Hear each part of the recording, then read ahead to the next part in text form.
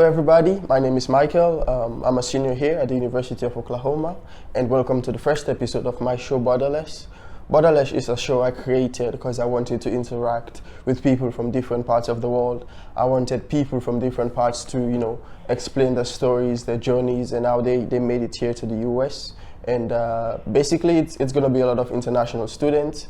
And for my first episode, I have the opportunity to have a friend of mine I've known for 6 years. Pedro Domingos is from Angola. So welcome to the show, Pedro. Thank you so much, Michael, for inviting me. It's a great honor to be your first guest. We have been friends since 2012 when we were still applying for UWC. And since then, our friendship remains very strong. I'm very happy to have you. You are a supportive fellow. I like you so much, bro. I don't say it a lot, but that's true. I'm very thankful for your initiative because this really helps us all to record our stories and pass to the new generation. Thank you so much. No, the pleasure is all mine. It's all mine. It's something I've been thinking about for the longest time, and I only have about 2 months left of school, so I was like, I need to start now. Yeah. There's no more time to waste. Mm-hmm. So you're from Angola. Why don't you tell us a bit about Angola, the population? If I visit Angola, what are the things I can do in Angola? And how was your life like? Okay. Of course. Angola is a country in southern Africa.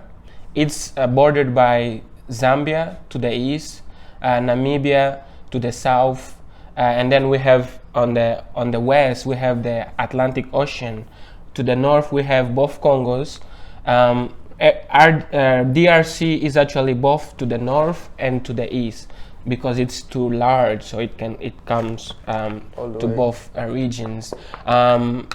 According to our last population census, we were 24 million people, but that census was not very accurate, I'm sure, because it didn't reach every single regions of the country. So I believe that today we are over 27 million people. So we are a lot of people for sure.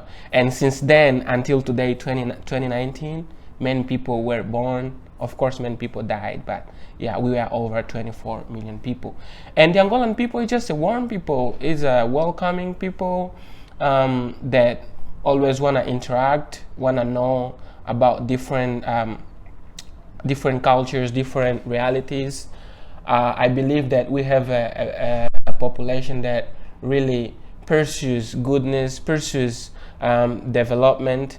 Of course, has many other people around the world. We have our own issues. We have our own political, economic, and social issues. Absolutely. But every day we have people who come up with new initiatives just to bring hope and change the reality of the people. So in general, we are not all equal because we have different ethnic groups, but as a country, we are united and welcoming. So you should all visit Angola one day. I mean, I definitely will at some point. Yes. I mean, that's a fact. Like, I need to see your mom. I see how you post your mom, pictures of your mom all the time, and that's good. It's good when boys like us, we're growing into adults now. Show affection to our parents, especially our moms, because they've done a lot for us, and it's only right we show them love and we show them that we care because they've cared for us for such a long time. For sure. So you tell me about your UWC journey. Like, how did you hear about UWC? And first of all, a lot of people might not know what UWC is. So, like, if you can, tell us what UWC is and how you heard about UWC and what was the application process like? Okay, the United World College Movement, or simply UWC, it's a network of about 17 colleges now around the world. Unfortunately, Africa has only one United World College. This movement seeks to bring young people from all over the world together and unite and use education to unite them. This is a project that was initiated during the Cold War to bring people with different ideological positionalities to the same place and teach them that they can coexist peacefully in the same place. Exactly. It doesn't matter if you are Russian, if you are American, if you are Angolan or Sierra Leonean. Sierra Leonean? Yes, Sierra Leonean. Yeah, We can all survive. We can all find a common ground. So UWC basically teaches young people that what they have in common is actually more important and stronger than what they have different. So their similarities actually bring them together. And I went to Norway, RCN, or simply Red Cross Nordic UWC, where I met Michael in person for the first time and many other fellows. Yes. So I learned a lot. I grew a lot in UWC. I experienced so many things that were new for me. It was a life-changing opportunity, and I'm here today. How did I hear about it? Different from other countries, different from national committees from other countries, the Angolan National Committee doesn't actually publicize the applications. They basically send invitations letters to specific schools that they trust to bring students to the selection process. Because corruption is so high in many public schools, the National Committee is very careful whenever it's choosing schools whose students will be part of the selection process. So I was lucky to be in my high school, which was called Inema Rishta, because it was one of the schools that the National Committee would send invitation letters to. So this is how I ended up in the National Committee, and then I went through the selection process, which entailed interviews and written tests. So yeah, it was not very easy for me because my English was not that good, and other fellows who also went to the selection process were just as good as me or even better. But fortunately, I got in, so I'm very grateful. Yeah. So how many people were there at the? So how many people applied? Do you know? Like how many people applied? How many people went for the interview? And how many people did they select? How many scholarships were there? You know, do you know all that stuff? I'm not sure how many people were invited. What I know is that first of all they send the invitation letter, and then they make a closed door selection process, which is based on your certificate, age, and recommendations letters from your professors. After that, those who pass that first stage go to the first meeting or to the first in-person selection or interview. For that one, I think we had around 10 or 12 people, if I'm not wrong, but I forgot now. But yeah, not very large. And how many people got selected? How many scholarships were there? We had 5 scholarships that year. Yes. Nice. So you went to Norway, and where else did people go? I remember that Nelma went to Maastricht. Fernando went to South Africa. Oh no, to Swaziland. Alexandre went Alexandre went to what is that? To the one in Hong Kong. Hong Kong. How is it called? Lipochum. Yeah, he went to Lipochum. Yeah, actually, I'm sorry. We only got 4 scholarships. However, we were 5 people who went to the final stage. So yeah, we were actually counting that all of us would go to UWC, but as I remember, only 4 of us got the scholarship. So one person didn't make it? She didn't make it. I wouldn't say that because she got another scholarship, which was for Sonangol, which is a very good scholarship in Angola. Is that the one where the government? Yeah, the Angolan oil company sponsors you for 5-6 years. And gives you lots of money. That's amazing. Yeah. It's kind of like a similar process for me. It wasn't advertised. I got a call from the school, from my school back home, saying, hey, the principal wants to see you. I went there, picked up an application form, I applied. I think it was about 15, 20 people, maybe more, who applied. I think it's more than 20 actually. And then I think 12 of us got called for an interview, and I think there were like 3 scholarships.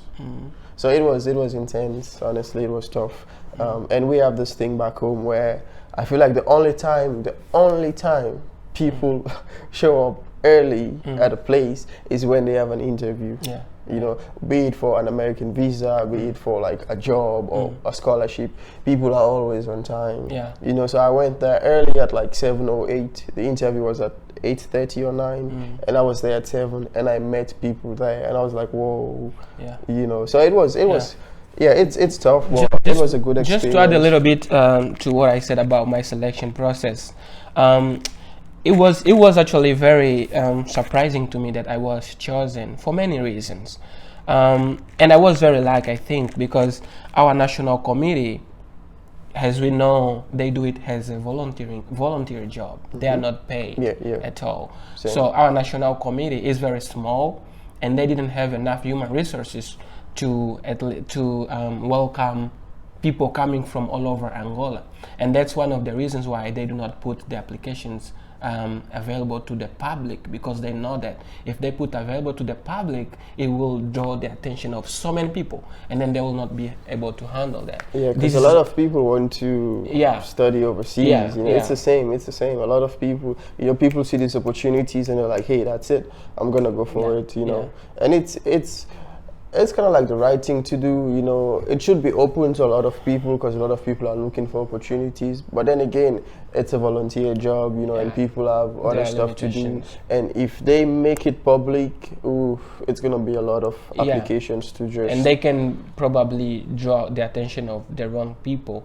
And one of the things that I understood from some people in the national committee is that because it's a volunteer job, they want to make sure that those who actually are in need, those who are from the poor communities actually enjoy the UWC scholarship, because they don't want to work for those whose parents can otherwise send them abroad to study. They want to make sure that those who would not otherwise have the opportunity to go abroad actually get the UWC scholarship. And that's how they are very selective in the schools and people who get the scholarship. Now it's changing, it's a little bit more inclusive, but before they would prioritize those who actually needed the most. That's cool. Yeah. That's cool. It's kind of like similar to my case too. But moving forward from Angola, from UWC, you went to Norway for the first time. Was that your first time traveling out of Angola? And also, when you went to UWC, what were your expectations? Like, what did you perceive the place to be? Did it live up to your expectations? You know, what were your challenges there? Man, that's a good question. To be honest with you, when I went to UWC, that was the first time I saw a plane near to me. I'm from U.S.A. U.S.A. is a how do you translate? It's like, it's not a favela, but it's just on the outskirts of the city center. We are away from the city center, and we are from the poorest community in the capital city. So we were used to seeing plane in the air, right? Passing. That was all. Hey. So traveling to Norway was my first time to go into a plane and actually go abroad. I was lucky because when I was applying, during my just for you guys to know, my application process lasted for a year. It started in 2012, and then I went to UWC only in 2013, right? So during that time, I was lucky to have alumni, UWC alumni in Angola, who would teach me about UWC life. So before I actually went to UWC, I already felt myself as a UWC student. Of course, I had some expectations. As many other people, you expect UWC to be heaven, right? Everything is wonderful. Everybody's caring, loving.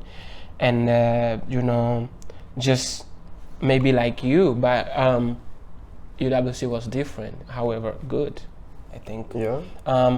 Whether UWC met my expectations, I think some of the things that I expected from UWC were not met. However, good and bad things that happened with me in UWC made me a better person, a better leader, and a more open-minded, more environmentally friendly person today.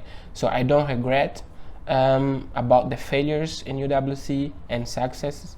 I think I'm good now. Yeah, UWC is good. It's one of those things that people will say bad for good. But UWC is not bad for good only. Some things bad will happen, but they will still be good for you in long term. So you take the positive out of the negative experiences. Yes. And I feel like that's a huge part of life. Basically, we all go through something. Everybody you see around, people are going through things, but there's never this, well, not never, but usually there's never this safe platform where people can say, hey, I don't like my experience here, I wish I can make it better. And people to listen to you, and not just only listen to you, but to fix these things that people are complaining about. I know at UWC we had things we complained about a lot, but nothing was done about it. I think and I think I would take some things back. What UWC gave me that I would probably call bad thing, they are not bad things, they are just challenges, they're just different things that you are not used to and then you are exposed to. So it will confuse you, it will be frustrating, but eventually you will learn how to deal with it. And I think UWC is about it, right? Dealing with different things, overcome and learn how to coexist with those things. And I think we were successful to learn. And today, many of the things that I would call challenging things are no longer challenging to me because I went through the process. So trust the process. And you're absolutely right. I feel like UWC it's a challenge. It's tough. Honestly, it's difficult. It's difficult. You have people dropping out, and you're like, oh, why did they drop out? And by the time you finish UWC, it kind of gives you that sense where I can't judge anyone anymore. Because you see people dropping out, and you're like, why are they dropping out? This is something, you've been given this opportunity, it's so good. But by the time you finish and you've seen how difficult it is, you're like, oh, sure. Everything makes sense. And it's 200 students, at least from our school, from Norway, 200 students from 96 countries. We all come from different places. We all have different ideologies. We all come from different socioeconomic backgrounds. Religious backgrounds. So it's tough. It's a challenge. It's like all these teens put in one place, and you're like, sort yourself out. Just do your thing. Find a way to exist peacefully. It was tough, but like you said, it was a challenge, and whatever it did, it made us better people. It definitely made us better and UWC exposed you to so many things that you take for granted, being Angolan or Sierra Leonean. I remember when I went for the summer course, you didn't, right? I didn't go for the summer course. You didn't go. I went for the summer course. It meant being there a month earlier. And we were being introduced about the UWC life and also... So what's the summer course? Just to surely. Get people, Sorry about that. Yes, basically those who come from non-English speaking country can apply for the summer course or get a scholarship to attend the summer course, summer English course. So I got a scholarship to the summer English course, which meant that we were introduced to the UWC life and to the English, I think, teaching environment earlier than these guys. So when we arrived there were some Arabs and Muslim. Some Arabs that were Muslim, some Arabs that were not Muslim, right? And I remember Hasina would play soccer with us, football. Hasina was from West of Sahara. So cool. She was a Muslim girl at that time, and we played soccer. After that, she was playing in my team. We scored, and I went there and embraced her. Of course, she was cool with that, right? She was open-minded. She was fine with that thing. But after that, one of the volunteers that was supervising us came to me and told me, "Hey, do you know that you should not hug a Muslim girl because it's against her culture. You should not do that." I was like, "Whoa, man!" Yeah, I didn't even think about it, But at the same time, it's good to have her because she doesn't really get offended. She took the opportunity to teach me. Even the volunteer took the opportunity to teach me. So some of these small things that we don't think about whenever we are on our comfort zone, some of these things happen in UWC, and you learn with the process. And this is why UWC is very cool. No, it is. Honestly, it changed my life. It was 2 years, and I went there. I had no idea. I've only lived with my friends. You definitely live in your comfort zone. You absolutely live in your comfort zone. No mom, no dad, 200 students, and hey, live there. And honestly, one of the reasons why it wasn't too challenging was because of Daniel and Barbara. Oh yeah. I mean, honestly, those people, I can't thank them enough. They were there for us every single time. Yeah. Every single time they were there, you had issues. You go see Daniel and Barbara, and they were always willing to listen. Yeah. They see you doing stuff. They hear you. They hear about you. They'll call you to the corner hey, you need to. Yeah. It was a blessing having them there, honestly. Yeah, Daniel and Barbara are two Ghanaian and persons. Daniel is a man and Barbara is a woman. They made a couple. They were working for the school. Daniel is a professor and Barbara was a receptionist. Yeah, she works in administration. Yeah, in the administration. Yeah. And those people, man, they knew us. Daniel came to talk to me in the first day he saw me. He came to talk to me and basically told me the exact same things that my father told me when I left Angola. And I was like, whoa, how does this guy know that I have to listen, that these things are important for me as an Angolan young man coming to UWC? He basically gave me all that life, I would say advice to be careful. You are in a foreign land. It's a new environment for you. Just be careful, be a good man, be caring, be loving, pay attention, do what you have to do, and learn with your environment. He was a father from the first day he saw me, and I was very surprised.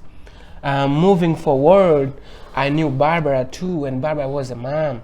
Different from Michael, I got sick many times in UWC.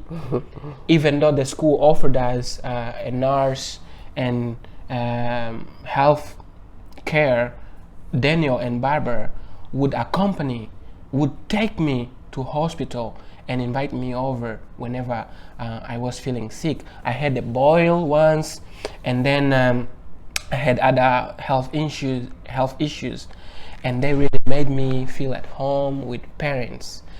And they just treated us the same, man.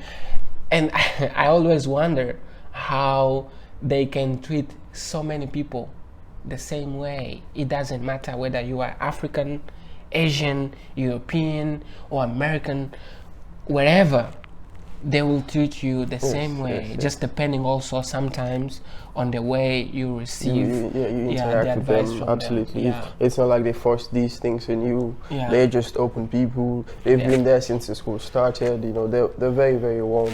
Yeah. But moving forward. So from UWC, we came to the US. We came to OU.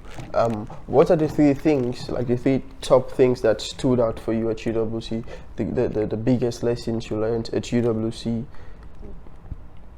and why did you choose OU as well? I think, as I mentioned before, UWC made me more open-minded, less judging, and really made me learn with the environment, allowed me to actually collect evidences before I judge. Just to share a little bit, UWC exposed me to different religions. UWC exposed me to so many atheist people. And most importantly, UWC exposed me to the LGBTQ community. Obviously, in Angola, we had people from this community, but they were not open and free enough. The government doesn't. It was not a government problem. It was more like a social issue. problem. I feel like that's a whole issue in Africa. Like in most parts in Africa, that's a whole issue. And people, people don't want to talk about it. And if you come out as a gay man or a lesbian, it's like people start pointing fingers at you and start saying all the stuff. It was just something that we would not talk about a lot, but we would wrongly make judgments. However, UWC exposed me to people who could actually explain me about their past, present, and how they see the future, how they felt about themselves on their body. So that kind of interaction taught me a lot about different people with different sexual orientations. When it came to religion, being a Catholic, I would think that my God was the best God, and those who are not religious would not survive, would not be saved. But then I met my friends Buddhists who are Buddhists, right? We have a very good friend who is Tupten.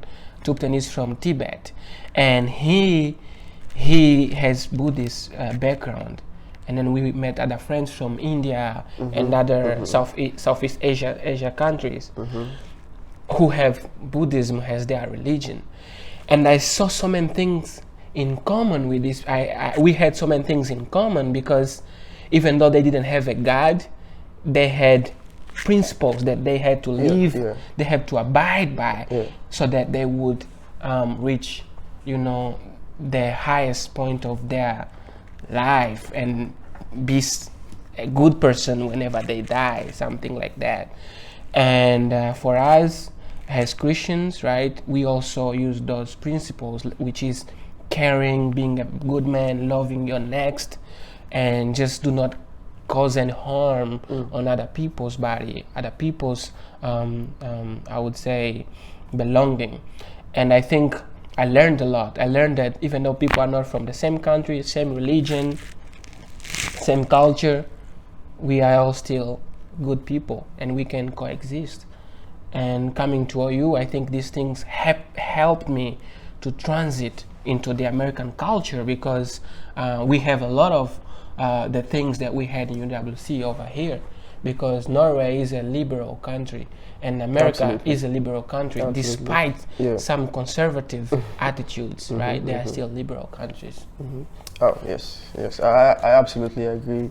I absolutely agree with you.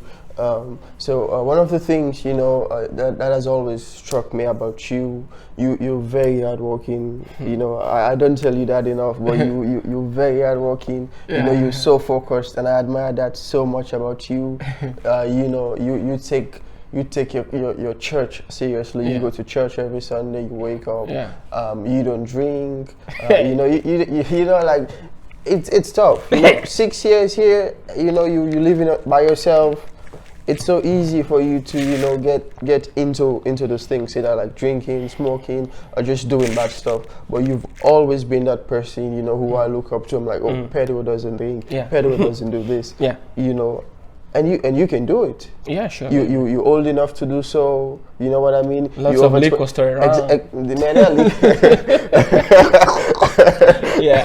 There are liquor stores everywhere. You can just walk into someone's apartment. There are parties all the time. Of course. But whenever we go somewhere, you have the red cup. It's water in there. And people like, Pedro doesn't drink. And like, I drink water. So why? Like, why? Like, what has kept you like that together? Just being like that consistency of you going to church, you not drinking, and you sticking to that throughout all these years. Yeah. I think, man, thank you very much for reminding me of those things, right? And some of these things we don't think about every day. And thank you so much. I think in regards to schooling, I always knew that I was in a disadvantaged position compared to my English-speaking fellows, right? I studied English, which is a foreign language for me. It's a new language for me. So I understood from the very beginning that I had to put extra work. Okay, what's your native? My native language is Portuguese. My mother tongue, my first language is Portuguese. And that's the only language, unfortunately, that I learned in Angola. I don't speak any native language, which is shameful. So going to Norway, I had to study more.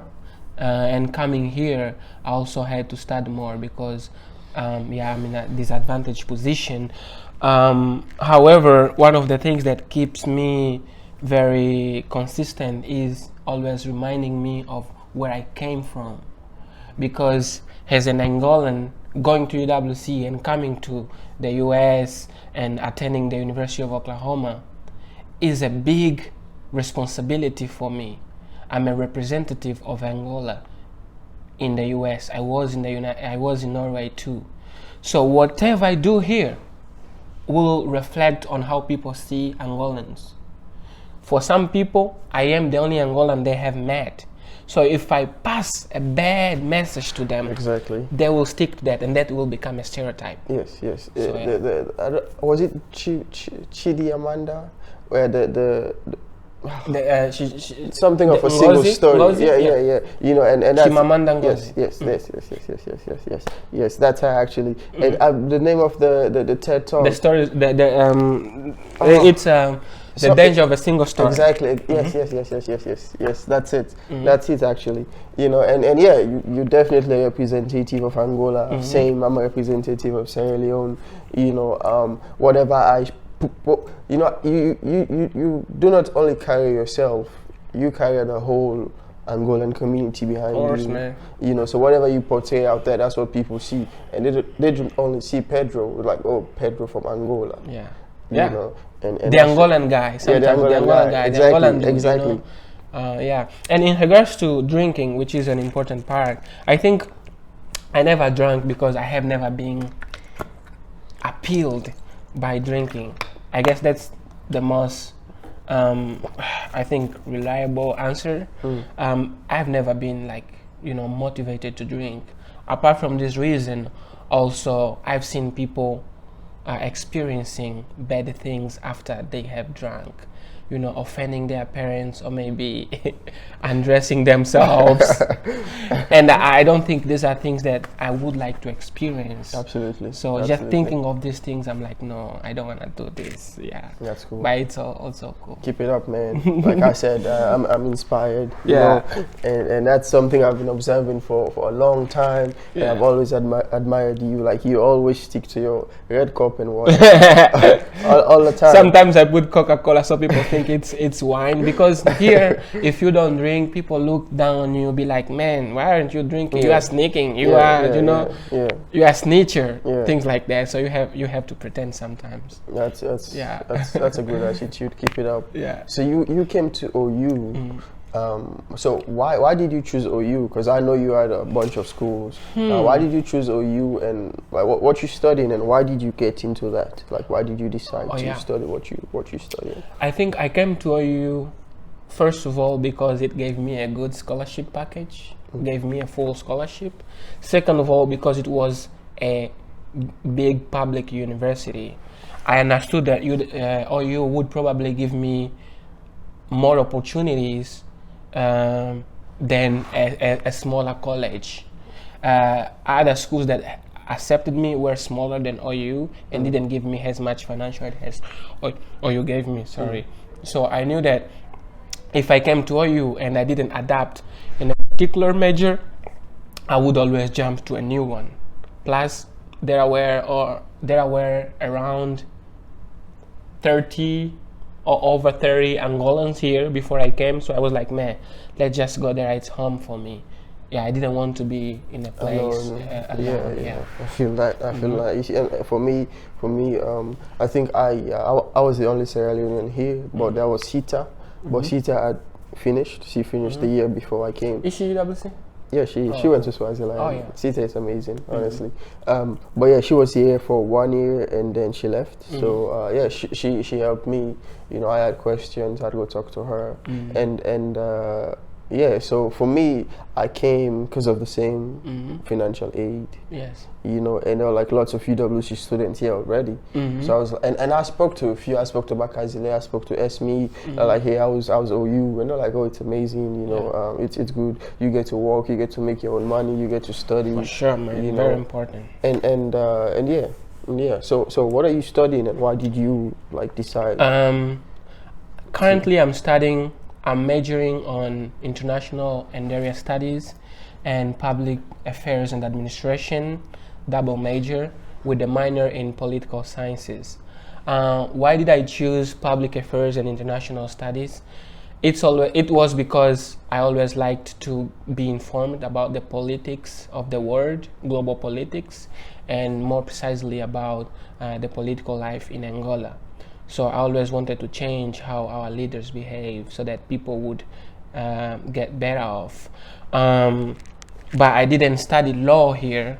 I was coming to study pre-law, but you know, due to the education system, also I wanted to study political sciences as my major. But because political science here is different from political science in Angola, and I would like to go back to Angola, so I was like, no, I should not study it. But the most important limitation I had was the way my parents thought of political sciences. My parents didn't want me to become a politician because they're afraid of politics. They know that becoming a politician is a danger decision, is a danger thing for me as an Angolan. So they advised me very strongly. My father even cried days before I left Angola, asking me not to study political sciences because he knew that wouldn't be a good path for me. This is why I studied public administration, which was still political sciences, but with different names, so that he would not have to be worried about me. But I'm still a politician. So you want to go full time into politics in the future? To be honest, you know, now we understand politics related to the politicians who now have bad reputations, right? According to our experience.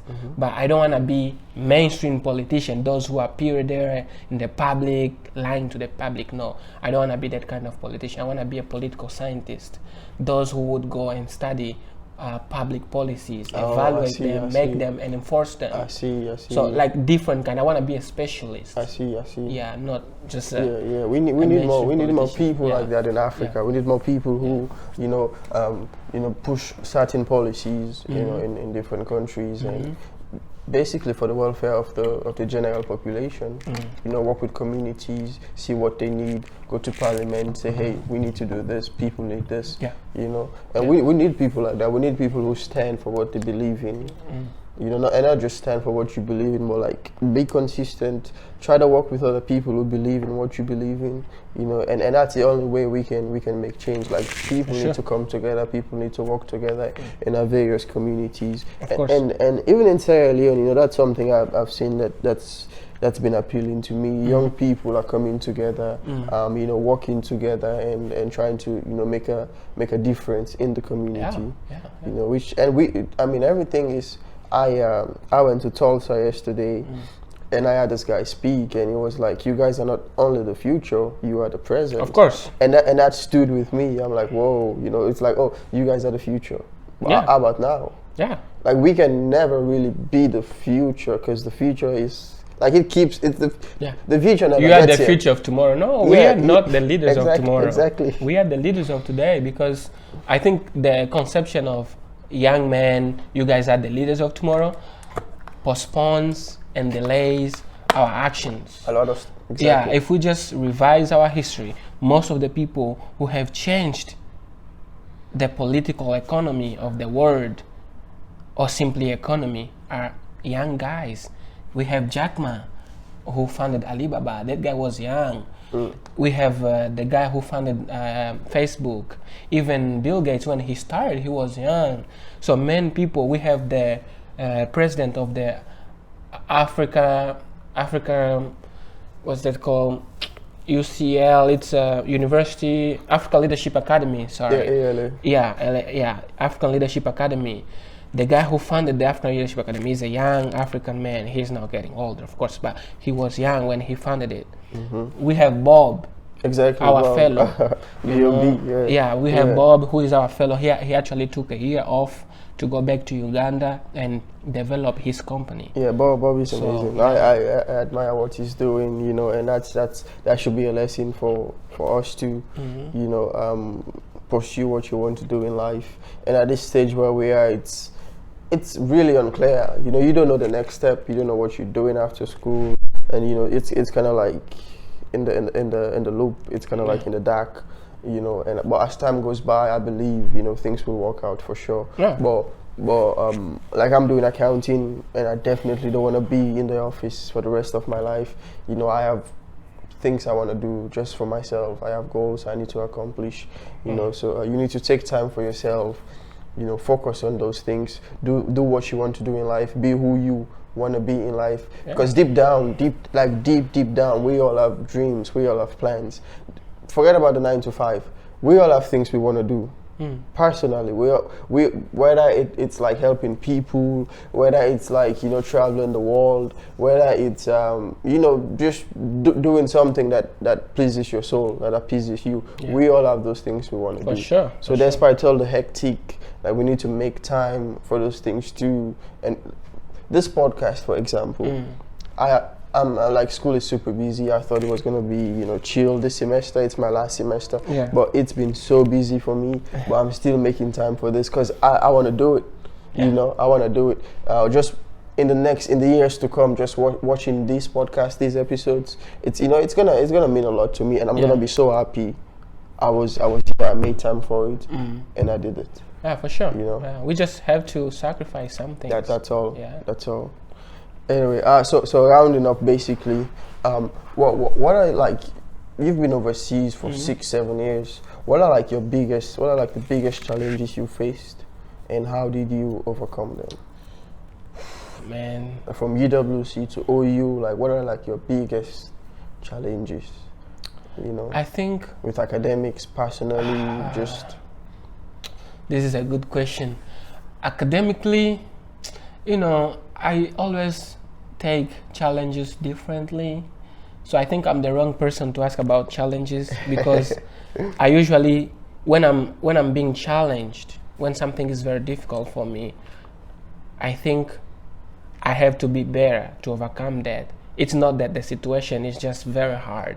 I think that I am not prepared at that point. Exactly. So when I went to UWC, I think the challenge was cultural difference, and education system was also different from the one I was used to, and the language. So that was a challenge for me, but with you guys' help, I overcame it. Coming to UW, coming to OU, and just mixing both together, I think cultural difference, right?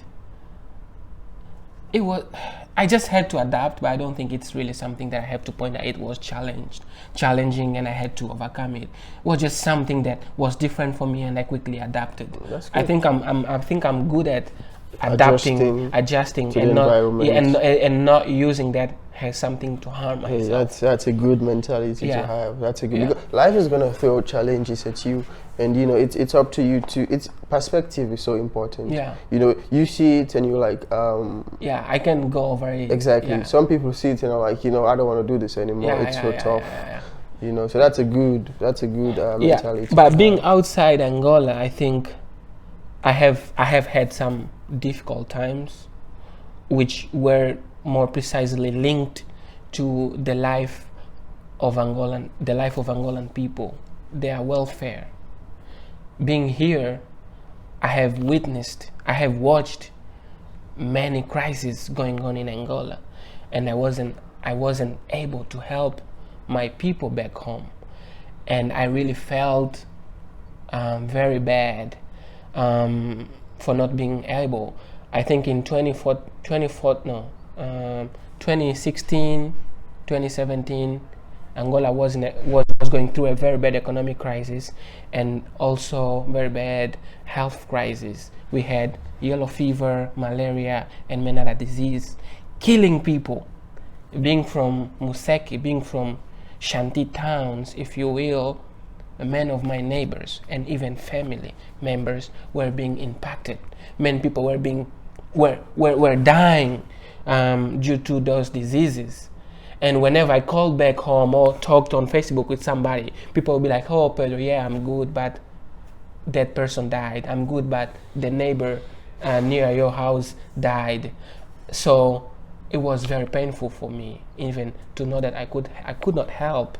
Yeah, that was, I think, one of the most difficult time for me, being away, see my people suffering and being able to do almost nothing to help them. So yeah, and I think the same thing happened whenever we were still in RCN and we had the Ebola outbreak, right? We of course we made some posters to raise awareness, videos. I remember that. There were situations in South Africa with xenophobic attacks. Exactly. All these problems that happen in our countries, really, I think were the most, negative events that really impacted me very badly as an African man being outside Africa. Yeah, because now I'm here with Michael, right? Michael is a representative from Sierra Leone and I'm from Angola. But in most of the times, I'm the only African in the room. I'm the only black person in the room, mainly here because my majors, for some reasons, are more appealed to Americans. Exactly. So I have to respond not just for Angola, but for Africa and sometimes for the black population. So it's complicated. Yeah, that's tough, man. That's tough. I'm really sorry to hear about all that, and that's something a lot of us faces. A lot of us face. Being international is tough. It's tough. It's a challenge. You're far away from home, and there's usually the support system isn't that strong, but we have each other. We have people, we have other international students. Yeah. So that has always kept us going. For sure. But yeah, I'm really proud of you. And you finish in school in a couple of months. Congratulations. Man. That's amazing, and to round things up, what advice would you give people out there who are like freshmen or sophomores or juniors, or just people at UWC, or just kids out there who are in school, but are like getting school is tough, man. Just kids who are like tired, and like, what advice would you give them to keep on going? Yeah. And finish up their education. Yeah, again, I think I'm the wrong person for this answer, for this question, but using... You're never the wrong person. Whatever you say, someone is going to pick at least a word or a sentence out of it and use it to their advantage. Yeah, using my personal experience, I think you guys should believe in yourselves and really believe that you guys are capable of changing your current situation. As many people have said before, we are not able to change our past, but we are able to change our present and our future, how we would like us to be. So if we just put harder work, if we just work harder, if we just be consistent and believing, caring, and lawful, most importantly, I think we will reach our goals. Just let's be hard workers. Let's have friends. Let's know other people. No, don't stick just with yourself. Change experiences, because we only know that we are wrong when we express it loudly, and other people come and be like, "Hey, this is not like that." So let's talk a lot. Talk with other people. Change experiences. Absolutely. Try new things. You gotta like challenges and face them. Try to overcome them. I think you guys will be greater. So just believe in the process and change your future. I think that's all I have to tell you. Hey, I need this advice too. So thank you so much, bro. Hey man, it's been amazing having you here, and for the first episode. I appreciate you doing this, my man. Yeah, thank you so much, man. It started very easy, but now a little bit emotional. Thank you. Yeah.